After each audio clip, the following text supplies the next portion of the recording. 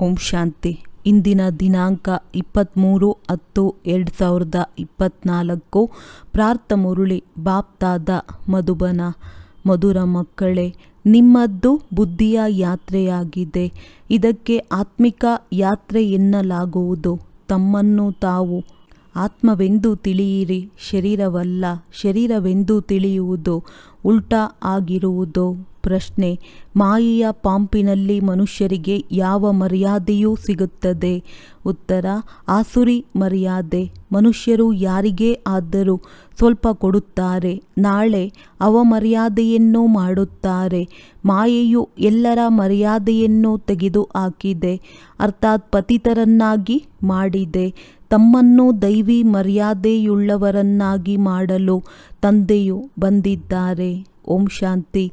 ಆತ್ಮೀಯ ತಂದೆಯು ಆತ್ಮಗಳೊಂದಿಗೆ ಕೇಳುತ್ತಾರೆ, ನೀವೆಲ್ಲರೂ ಎಲ್ಲಿ ಕುಳಿತಿದ್ದೀರಿ? ನೀವು ಹೇಳುತ್ತೀರಿ, ವಿಶ್ವದ ಆತ್ಮೀಯ ವಿದ್ಯಾಲಯದಲ್ಲಿ ಕುಳಿತಿದ್ದೇವೆ. ಆತ್ಮೀಯ ಎಂಬ ಅಕ್ಷರವಂತೂ ಅವರುಗಳಿಗೆ ಗೊತ್ತೇ ಇಲ್ಲ. ವಿಶ್ವವಿದ್ಯಾಲಯಗಳು ಪ್ರಪಂಚದಲ್ಲಿ ಅನೇಕ ಇವೆ. ಇಡೀ ವಿಶ್ವದಲ್ಲಿ ಇದೊಂದೇ ಆತ್ಮೀಯ ವಿದ್ಯಾಲಯವಾಗಿದೆ. ಕಲಿಸುತ್ತಿರುವವರು ಒಬ್ಬರೇ ಆಗಿದ್ದಾರೆ. ಏನನ್ನು ಓದಿಸುತ್ತಾರೆ? ಆತ್ಮೀಯ ಜ್ಞಾನ ಅಂದಾಗ ಇದು ಆಧ್ಯಾತ್ಮಿಕ ವಿಶ್ವವಿದ್ಯಾಲಯ, ಅರ್ಥಾತ್ ಆತ್ಮಿಕ ಪಾಠಶಾಲೆಯಾಗಿದೆ. ಆಧ್ಯಾತ್ಮಿಕ ಅರ್ಥಾತ್ ಆತ್ಮಿಕ ಜ್ಞಾನವನ್ನು ಓದಿಸುವವರು ಯಾರು? ಇದನ್ನು ಸಹ ನೀವು ಮಕ್ಕಳೇ ತಿಳಿದುಕೊಂಡಿದ್ದೀರಿ. ಆತ್ಮಿಕ ತಂದೆಯೇ ಆತ್ಮಿಕ ಜ್ಞಾನವನ್ನು ಓದಿಸುತ್ತಾರೆ. ಆದ್ದರಿಂದ ಅವರಿಗೆ ಶಿಕ್ಷಕನೆಂದು ಹೇಳುತ್ತಾರೆ, ಆತ್ಮಿಕ ತಂದೆ ಎಂದು ಹೇಳುತ್ತಾರೆ. ಒಳ್ಳೆಯದು. ಮತ್ತೇನಾಗುವುದು? ನೀವು ಮಕ್ಕಳು ತಿಳಿದುಕೊಂಡಿದ್ದೀರಿ. ಈ ಆತ್ಮಿಕ ಜ್ಞಾನದಿಂದ ನಾವು ನಮ್ಮ ಆದಿ ಸನಾತನ ದೇವಿ ದೇವತಾ ಧರ್ಮವನ್ನು ಸ್ಥಾಪನೆ ಮಾಡುತ್ತೇವೆ. ಒಂದು ಧರ್ಮದ ಸ್ಥಾಪನೆ, ಉಳಿದೆಲ್ಲ ಧರ್ಮಗಳ ವಿನಾಶವಾಗುವುದು. ಈ ಆಧ್ಯಾತ್ಮಿಕ ಜ್ಞಾನಕ್ಕೆ ಮತ್ತೆ ಧರ್ಮಗಳೊಂದಿಗೆ ಯಾವ ಸಂಬಂಧವಿದೆ ಎಂಬುದನ್ನು ಸಹ ಇಲ್ಲಿ ನೀವು ತಿಳಿದುಕೊಂಡಿದ್ದೀರಿ. ಒಂದು ಧರ್ಮದ ಸ್ಥಾಪನೆಯು ಈ ಆತ್ಮಿಕ ಜ್ಞಾನದಿಂದಲೇ ಆಗುತ್ತದೆ. ಈ ಲಕ್ಷ್ಮೀ ನಾರಾಯಣರು ವಿಶ್ವದ ಮಾಲೀಕರಾಗಿದ್ದರಲ್ಲವೇ? ಅದಕ್ಕೆ ಆತ್ಮೀಯ ಪ್ರಪಂಚ ಎಂದು ಹೇಳುತ್ತಾರೆ. ಈ ಆತ್ಮಿಕ ಜ್ಞಾನದಿಂದ ನೀವು ರಾಜಯೋಗವನ್ನು ಕಲಿಯುತ್ತೀರಿ. ರಾಜಧಾನಿಯು ಸ್ಥಾಪನೆಯಾಗುತ್ತದೆ. ಒಳ್ಳೆಯದು. ಅನ್ಯ ಧರ್ಮದವರೊಂದಿಗೆ ಯಾವ ಸಂಬಂಧವಿದೆ? ಮತ್ತೆಲ್ಲ ಧರ್ಮಗಳು ವಿನಾಶವನ್ನು ಹೊಂದುತ್ತವೆ, ಏಕೆಂದರೆ ನೀವು ಪಾವನರಾಗುತ್ತೀರಿ. ಆದ್ದರಿಂದ ನಿಮಗೆ ಹೊಸ ಪ್ರಪಂಚವೂ ಬೇಕು. ಇಷ್ಟೆಲ್ಲ ಅನೇಕ ಧರ್ಮಗಳು ಸಮಾಪ್ತಿಯಾಗಿ ಒಂದು ಧರ್ಮವು ಇರುತ್ತದೆ. ಇದಕ್ಕೆ ವಿಶ್ವದಲ್ಲಿ ಶಾಂತಿಯ ರಾಜ್ಯದ ಸ್ಥಾಪನೆ ಎಂದು ಹೇಳಲಾಗುತ್ತದೆ. ಈಗ ಪತಿತ ಅಶಾಂತಿಯ ರಾಜ್ಯವಿದೆ, ನಂತರ ಪಾವನ ಶಾಂತಿಯ ರಾಜ್ಯವಾಗುತ್ತದೆ. ಈ ಅನೇಕ ಧರ್ಮಗಳು ಎಷ್ಟೊಂದು ಅಶಾಂತಿ ಇದೆ. ಎಲ್ಲರೂ ಪತಿತರೇ ಪತಿತರಾಗಿದ್ದಾರೆ. ರಾವಣನ ರಾಜ್ಯವಲ್ಲವೇ? ಈಗ ಮಕ್ಕಳಿಗೆ ಗೊತ್ತಿದೆ, ಈ 5 ವಿಕಾರಗಳನ್ನು ಅವಶ್ಯವಾಗಿ ಬಿಡಲೇಬೇಕಾಗಿದೆ. ಇವನ್ನು ಜೊತೆಯಲ್ಲಿ ತೆಗೆದುಕೊಂಡು ಹೋಗುವಂತಿಲ್ಲ. ಆತ್ಮವು ಒಳ್ಳೆಯ ಅಥವಾ ಕೆಟ್ಟ ಸಂಸ್ಕಾರವನ್ನು ತೆಗೆದುಕೊಂಡು ಹೋಗುತ್ತದೆ ಎಲ್ಲವೇ? ಈಗ ತಂದೆಯು ನೀವು ಮಕ್ಕಳಿಗೆ ಪವಿತ್ರರಾಗುವ ಮಾತನ್ನು ತಿಳಿಸುತ್ತಾರೆ. ಆ ಪಾವನ ಪ್ರಪಂಚದಲ್ಲಿ ಯಾವುದೇ ದುಃಖವಿರುವುದಿಲ್ಲ. ಈ ಆಧ್ಯಾತ್ಮಿಕ ಜ್ಞಾನವನ್ನು ಓದಿಸುವವರು ಯಾರು? ಆತ್ಮಿಕ ತಂದೆ. ಎಲ್ಲ ಆತ್ಮಗಳ ತಂದೆಯಾಗಿದ್ದಾರೆ. ಆತ್ಮಿಕ ತಂದೆಯು ಏನನ್ನು ಓದಿಸುತ್ತಾರೆ?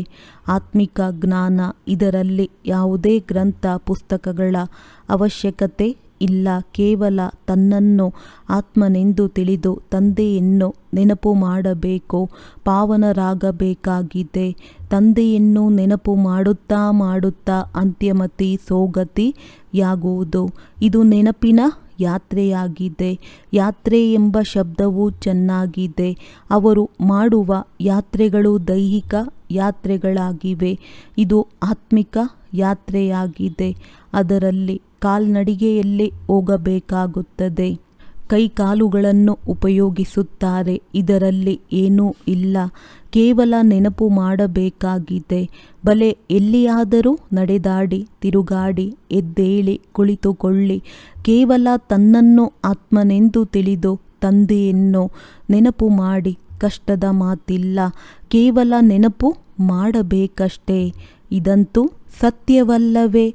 ಮೊದಲು ನೀವು ವಿರುದ್ಧವಾಗಿ ನಡೆಯುತ್ತಿದ್ದೀರಿ. ತನ್ನನ್ನು ಆತ್ಮದ ಬದಲು ಶರೀರವೆಂದು ತಿಳಿಯುವುದಕ್ಕೆ ತಲೆ ಕೆಳಕಾಗಿ ನಿಲ್ಲುವುದೆಂದು ಹೇಳಲಾಗುತ್ತದೆ. ನನ್ನನ್ನು ಆತ್ಮವೆಂದು ತಿಳಿಯುವುದು ಸರಿಯಾಗಿದೆ.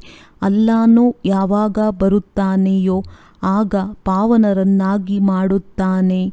ಭಗವಂತನದ್ದು ಪಾವನ ಪ್ರಪಂಚವಾಗಿದೆ, ರಾವಣನದ್ದು ಪತಿತ ಪ್ರಪಂಚವಾಗಿದೆ. ಎಲ್ಲರೂ ದೇಹಾಭಿಮಾನದಲ್ಲಿ ಉಲ್ಟಾ ಆಗಿಬಿಟ್ಟಿದ್ದಾರೆ.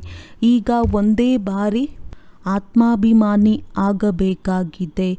ಅಂದಾಗ ಈಗ ನೀವು ಅಲ್ಲಾನ ಮಕ್ಕಳಾಗಿದ್ದೀರಿ. ನಾನು ಅಲ್ಲಾ ಆಗಿದ್ದೇನೆಂದು ನೀವು ಹೇಳುವುದಿಲ್ಲ.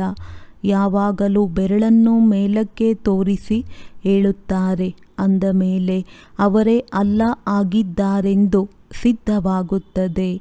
ಅಂದ ಮೇಲೆ ಇಲ್ಲಿ ಅವಶ್ಯವಾಗಿ ಇನ್ಯಾವುದೋ ವಸ್ತುವಿದೆ ಎಂದರ್ಥ.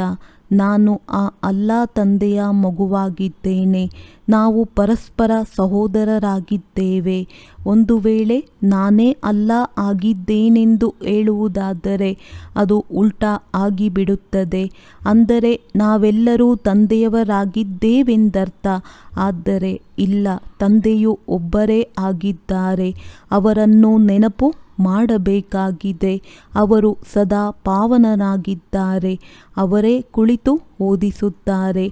ಅತಿ ಚಿಕ್ಕ ಮಾತಿನಲ್ಲಿ ಮನುಷ್ಯರು ಎಷ್ಟೊಂದು ತಬ್ಬಿಬ್ಬಾಗುತ್ತಾರೆ. ಶಿವ ಜಯಂತಿಯನ್ನು ಆಚರಿಸುತ್ತಾರಲ್ಲವೇ? ಕೃಷ್ಣನಿಗೆ ಇಂತಹ ಪದವಿಯನ್ನು ಯಾರು ಕೊಟ್ಟರು? ಶಿವತಂದೆ. ಶ್ರೀಕೃಷ್ಣನು ಸ್ವರ್ಗದ ಮೊದಲ ರಾಜಕುಮಾರನಾಗಿದ್ದಾನೆ.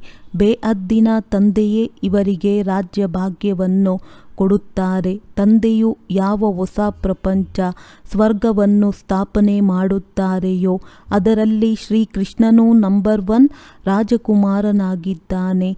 ತಂದೆಯು ಮಕ್ಕಳಿಗೆ ಪಾವನರಾಗುವ ಯುಕ್ತಿಯನ್ನು ತಿಳಿಸುತ್ತಾರೆ. ಮಕ್ಕಳಿಗೆ ಗೊತ್ತಿದೆ ಸ್ವರ್ಗ ಯಾವುದಕ್ಕೆ ವೈಕುಂಠ ವಿಷ್ಣುಪುರಿ ಎಂದು ಹೇಳುತ್ತಾರೆ. ಅದು ಕಳೆದು ಹೋಗಿದೆ. ಅದು ಭವಿಷ್ಯದಲ್ಲಿ ಮತ್ತೆ ಬರಲಿದೆ. ಚಕ್ರವು ಸುತ್ತುತ್ತಾ ಇರುತ್ತದೆ ಎಲ್ಲವೇ. ಈ ಜ್ಞಾನವು ಈಗಲೇ ತಾವು ಮಕ್ಕಳಿಗೆ ಸಿಗುತ್ತದೆ. ಇದನ್ನು ಧಾರಣೆ ಮಾಡಿ ಮತ್ತೆ ಅನ್ಯರಿಗೂ ಮಾಡಿಸಬೇಕಾಗಿದೆ. ಪ್ರತಿಯೊಬ್ಬರೂ ಶಿಕ್ಷಕರಾಗಬೇಕಾಗಿದೆ. ಶಿಕ್ಷಕರಾಗುವುದರಿಂದ ಲಕ್ಷ್ಮೀನಾರಾಯಣರಾಗುತ್ತೇವೆಂದಲ್ಲ. ಶಿಕ್ಷಕರಾದ ಮೇಲೆ ನೀವು ಪ್ರಜೆಗಳನ್ನು ಮಾಡಿಕೊಳ್ಳುತ್ತೀರಿ. ಎಷ್ಟು ಅನೇಕರ ಕಲ್ಯಾಣ ಮಾಡುತ್ತೀರೋ ಅಷ್ಟು ಶ್ರೇಷ್ಠ ಪದವಿಯನ್ನು ಪಡೆಯುತ್ತೀರಿ. ಸ್ಮೃತಿ ಇರುತ್ತದೆ. ತಂದೆಯು ತಿಳಿಸುತ್ತಾರೆ. ರೈಲಿನಲ್ಲಿ ಬರುವಾಗಲೂ ಸಹ ಬ್ಯಾಡ್ಜನ್ನು ಕುರಿತು ಅನ್ಯರಿಗೆ ತಿಳಿಸಿ. ತಂದೆಯು ಪತಿತ ಪಾವನ ಮುಕ್ತಿದಾತನಾಗಿದ್ದಾರೆ. ಪಾವನರನ್ನಾಗಿ ಮಾಡುವವರಾಗಿದ್ದಾರೆ. ಮನುಷ್ಯರು ಅನೇಕರನ್ನು ನೆನಪು ಮಾಡುತ್ತಾರೆ. ಪ್ರಾಣಿಗಳಾದ ಆನೆ, ಕುದುರೆ ಇತ್ಯಾದಿ, ಮೀನು, ಮೊಸಳೆಯನ್ನು ಸಹ ಅವತಾರವೆಂದು ಹೇಳಿಬಿಡುತ್ತಾರೆ. ಅವುಗಳನ್ನು ಪೂಜಿಸುತ್ತಿರುತ್ತಾರೆ. ಭಗವಂತನು ಸರ್ವವ್ಯಾಪಿ ಅರ್ಥಾತ್ ಎಲ್ಲರಲ್ಲಿಯೂ ಇದ್ದಾರೆಂದು ತಿಳಿದು ಎಲ್ಲರಿಗೂ ತಿನ್ನಿಸಿ ಎಂದು ಹೇಳುತ್ತಾರೆ. ಒಂದು ವೇಳೆ ಕಣಕಣದಲ್ಲಿಯೂ ಭಗವಂತನಿದ್ದಾರೆಂದು ಹೇಳುವುದಾದರೆ ಮತ್ತೆ ಅವರಿಗೇಕೆ ತಿನ್ನಿಸುತ್ತೀರಿ? ಮನುಷ್ಯರು ತಿಳುವಳಿಕೆಯಿಂದ ಆಚೆ ಇದ್ದಾರೆ. ಲಕ್ಷ್ಮೀನಾರಾಯಣ ಮೊದಲಾದ ದೇವಿ ದೇವತೆಗಳು ಈ ಕೆಲಸವನ್ನು ಮಾಡುತ್ತಾರೆಯೇ? ಇಲ್ಲಿ ಇರುವೆಗಳಿಗೆ ಆಹಾರವನ್ನು ಕೊಡುತ್ತಾರೆ. ತಂದೆಯು ತಿಳಿಸುತ್ತಾರೆ, ನೀವು ಧಾರ್ಮಿಕ ರಾಜಕಾರಣಿಗಳಾಗಿದ್ದೀರಿ. ನಿಮಗೆ ತಿಳಿದಿದೆ ನಾವು ಧರ್ಮ ಸ್ಥಾಪನೆ ಮಾಡುತ್ತಿದ್ದೇವೆ. ರಾಜ್ಯ ಸ್ಥಾಪನೆ ಮಾಡುವುದಕ್ಕಾಗಿ ಸೈನ್ಯವಿದೆ. ಆದರೆ ನೀವು ಗುಪ್ತವಾಗಿದ್ದೀರಿ. ನಿಮ್ಮದು ಆತ್ಮಿಕ ವಿಶ್ವವಿದ್ಯಾಲಯವಾಗಿದೆ. ನಂತರ ಇಡೀ ಪ್ರಪಂಚದ ಮನುಷ್ಯಾತ್ಮರೆಲ್ಲರೂ ಈ ಧರ್ಮಗಳಿಂದ ಹೊರಬಂದು ತಮ್ಮ ಮನೆಗೆ ಹೋಗುತ್ತಾರೆ. ಎಲ್ಲ ಆತ್ಮಗಳು ಹೊರಟು ಹೋಗುತ್ತಾರೆ. ಹೇಳುತ್ತಾರೆ. ಅದು ಆತ್ಮಗಳಿರುವ ಮನೆಯಾಗಿದೆ. ಈಗ ನೀವು ಸಂಗಮ ಯುಗದಲ್ಲಿ ಓದುತ್ತಿದ್ದೀರಿ, ನಂತರ ಸತ್ಯಯುಗದಲ್ಲಿ ಬಂದು ರಾಜ್ಯ ಮಾಡುತ್ತೀರಿ. ಆಗ ಮತ್ಯಾವುದೇ ಧರ್ಮವಿರುವುದಿಲ್ಲ. ಗೀತೆಯಲ್ಲಿಯೂ ಇದೆಯಲ್ಲವೇ, ಬಾಬಾ ತಾವು ಯಾವುದನ್ನು ಕೊಡುತ್ತೀರೋ ಅದನ್ನು ಮತ್ಯಾರೂ ಕೊಡಲು ಸಾಧ್ಯವಿಲ್ಲ. ಅಂದರೆ ಆಕಾಶ ಭೂಮಿ ಎಲ್ಲವೂ ನಿಮ್ಮದಾಗಿರುತ್ತದೆ. ನೀವು ಇಡೀ ವಿಶ್ವಕ್ಕೆ ಮಾಲೀಕರಾಗಿ ಬಿಡುತ್ತೀರಿ. ಈ ಮಾತುಗಳನ್ನು ಸಹ ಈಗಲೇ ತಿಳಿದುಕೊಳ್ಳುತ್ತೀರಿ. ಹೊಸ ಪ್ರಪಂಚದಲ್ಲಿ ಈ ಮಾತುಗಳೆಲ್ಲವೂ ಮರೆತು ಹೋಗುತ್ತದೆ. ಇದಕ್ಕೆ ಆತ್ಮಿಕ ಜ್ಞಾನವೆಂದು ಹೇಳಲಾಗುತ್ತದೆ. ನಾವು ಪ್ರತಿ 5,000 ವರ್ಷಗಳ ನಂತರ ರಾಜ್ಯವನ್ನು ಪಡೆಯುತ್ತೇವೆ ಮತ್ತು ಕಳೆದುಕೊಳ್ಳುತ್ತೇವೆಂದು ನಿಮಗೆ ತಿಳಿದಿದೆ. ಈ 84 ಜನ್ಮಗಳ ಚಕ್ರವು ಸುತ್ತುತ್ತಲೇ ಇರುತ್ತದೆ. ಅಂದಾಗ ವಿದ್ಯೆಯನ್ನು ಓದಲೇಬೇಕು. ಆಗ ಮಾತ್ರ ಹೋಗಲು ಸಾಧ್ಯವಲ್ಲವೇ? ಓದದಿದ್ದರೆ ಹೊಸ ಪ್ರಪಂಚದಲ್ಲಿ ಹೋಗಲು ಸಾಧ್ಯವಿಲ್ಲ. ಅಲ್ಲಂತೂ ಅಪರಿಮಿತ ಸಂಖ್ಯೆ ಇದೆ. ನಂಬರ್ ವಾರ್ ಪುರುಷಾರ್ಥದನುಸಾರ ಅಲ್ಲಿಗೆ ಹೋಗಿ ಪದವಿಯನ್ನು ಪಡೆಯುತ್ತೀರಿ. ಎಲ್ಲರೂ ಈ ವಿದ್ಯೆಯನ್ನು ಓದುವುದಿಲ್ಲ. ಒಂದು ವೇಳೆ ಎಲ್ಲರೂ ಈ ವಿದ್ಯೆಯನ್ನು ಓದಿದ್ದೇ ಆದರೆ ಇನ್ನೊಂದು ಜನ್ಮದಲ್ಲಿ ರಾಜ್ಯವನ್ನು ಪಡೆಯಬೇಕು. ಆದ್ದರಿಂದ ಓದುವವರದ್ದೂ ಒಂದು ಅಪರಿಮಿತ ಸಂಖ್ಯೆ ಇದೆ. ಸತ್ಯಯುಗ ತ್ರೇತಾಯುಗದಲ್ಲಿ ಬರುವವರೇ ಓದುತ್ತಾರೆ. ಅನೇಕ ಮಂದಿ ನಿಮ್ಮ ಪ್ರಜೆಗಳಾಗುತ್ತಾರೆ. ತಡವಾಗಿ ಬರುವವರು ಪಾಪವನ್ನು ಭಸ್ಮ ಮಾಡಿಕೊಳ್ಳಲು ಸಾಧ್ಯವಾಗುವುದಿಲ್ಲ. ಪಾಪಾತ್ಮರು ಶಿಕ್ಷೆಗಳನ್ನನುಭವಿಸಿ ಅಲ್ಪ ಸ್ವಲ್ಪ ಪದವಿಯನ್ನು ಪಡೆಯುತ್ತಾರೆ. ಅವರಿಗೆ ಅಗೌರವವಾಗುತ್ತದೆ. ಯಾರೀಗ ಮಾಯೆಯ ಗೌರವವನ್ನು ಪಡೆಯುವವರಿದ್ದಾರೆಯೋ ಅವರು ಅಗೌರವಾನ್ವಿತರಾಗಿ ಬಿಡುತ್ತಾರೆ. ಇದು ಈಶ್ವರೀಯ ಗೌರವವಾಗಿದೆ. ಅದು ಆಸುರಿ ಗೌರವವಾಗಿದೆ.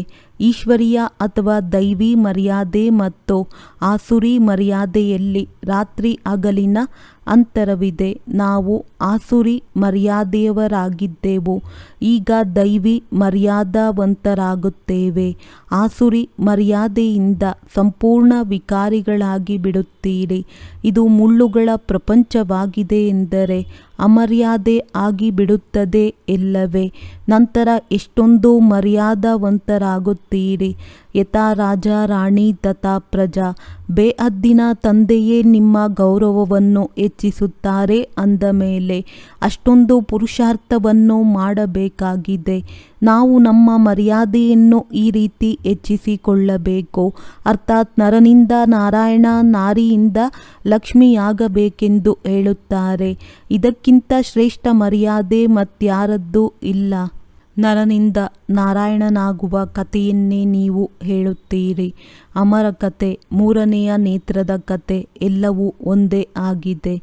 ಈ ಕಥೆಯನ್ನು ಈಗಲೇ ನೀವು ಕೇಳುತ್ತೀರಿ. ನೀವು ಮಕ್ಕಳು ವಿಶ್ವದ ಮಾಲೀಕರಾಗಿದ್ದೀರಿ.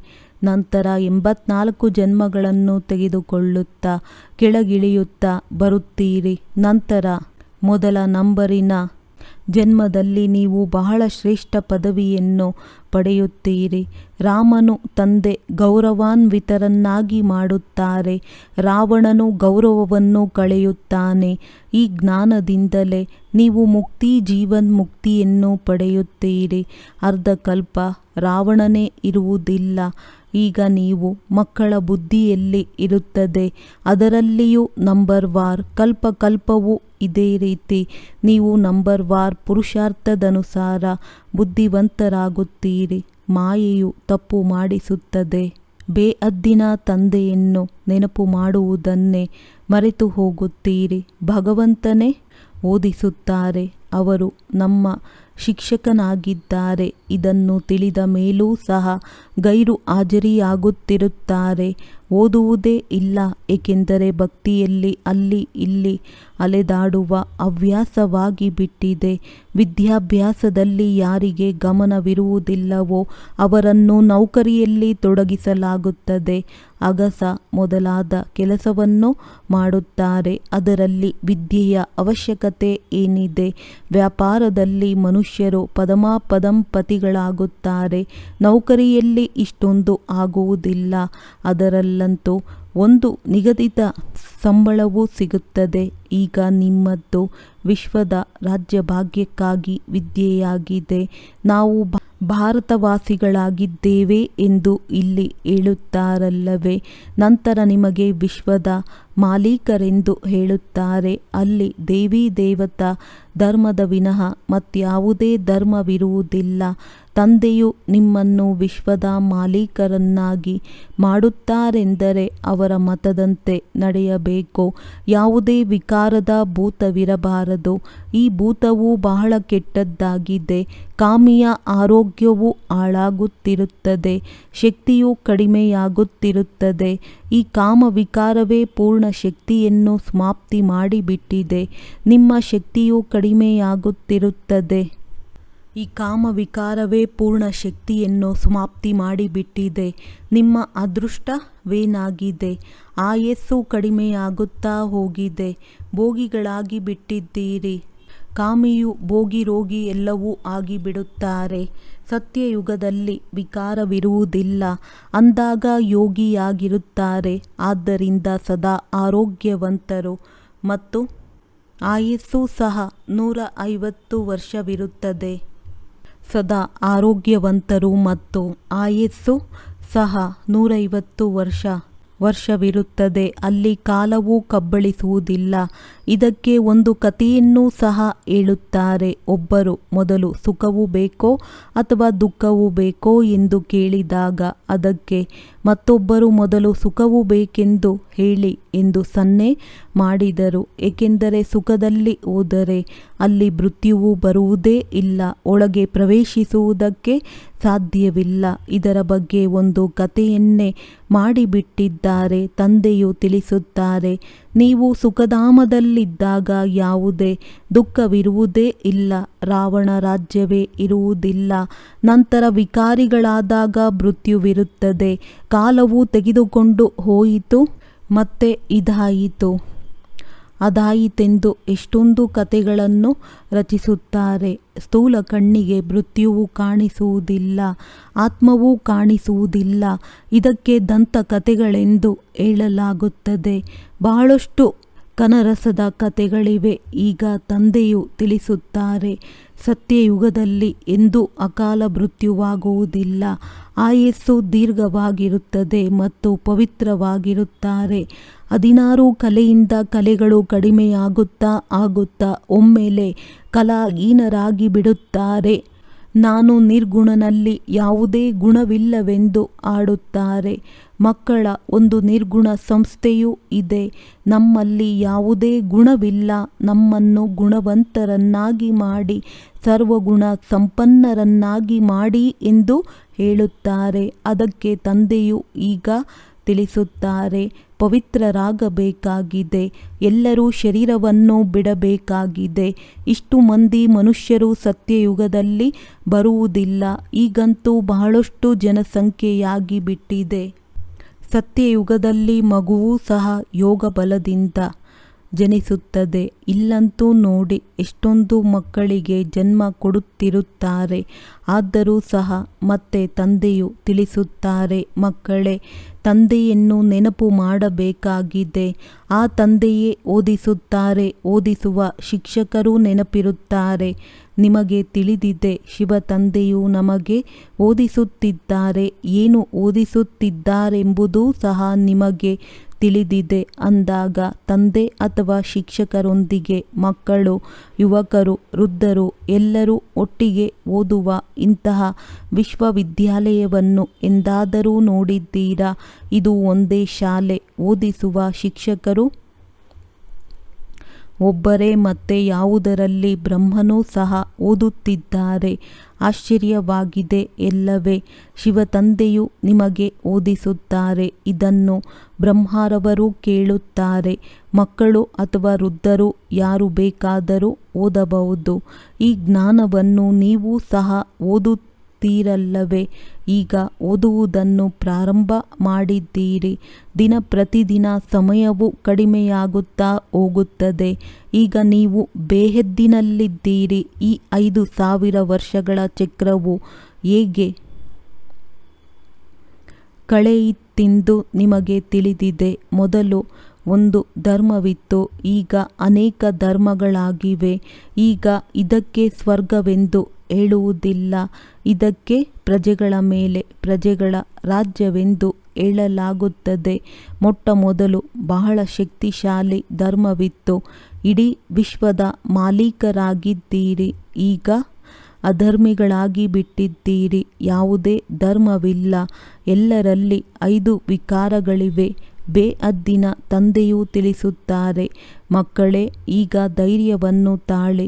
ಇನ್ನು ಸ್ವಲ್ಪ ಸಮಯವಷ್ಟೇ ರಾವಣ ರಾಜ್ಯದಲ್ಲಿರುತ್ತೀರಿ. ಈಗ ಚೆನ್ನಾಗಿ ಓದುತ್ತೀರೆಂದರೆ ಸುಖಧಾಮಕ್ಕೆ ಹೊರಟು ಹೋಗುತ್ತೀರಿ. ಇದು ದುಃಖಧಾಮವಾಗಿದೆ. ನೀವು ತಮ್ಮ ಶಾಂತಿಧಾಮ ಮತ್ತು ಸುಖಧಾಮವನ್ನು ನೆನಪು ಮಾಡಿ ಈ ದುಃಖಧಾಮವನ್ನು ಮರೆಯುತ್ತಾ ಹೋಗಿ. ಆತ್ಮಗಳ ತಂದೆಯೂ ಆದೇಶ ನೀಡುತ್ತಾರೆ, ಏ ಆತ್ಮಿಕ ಮಕ್ಕಳೇ ಎಂದು.